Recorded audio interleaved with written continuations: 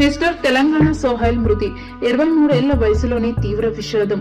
Mister Telangana title winner body builder Mohammed Sohail road accident లో ప్రాణాలు కోల్పోయారు.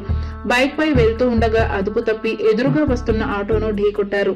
సోహైల్ అతని స్నేహితుడు మహమ్మద్ ఖదీర్ తో కలిసి జూన్ 29న సిద్దిపేట నుంచి మిరిదొట్టి వైపునకు వెళ్తూ ఉండగా ఈ ప్రమాదం జరిగింది. ఈ ఘటనలో తీవ్రంగా గాయపడిన సోహైల్ ను వెంటనే స్థానికంగా ఉన్న ఆసుపత్రికి తరలించారు.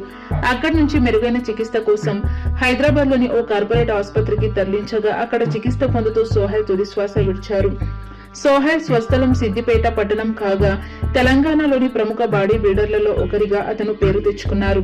అతి చిన్న వయసులోనే బాడీ బిల్డర్ గా సోహైల్ పలు ఛాంపియన్షిప్లు గెలుచుకున్నాడు.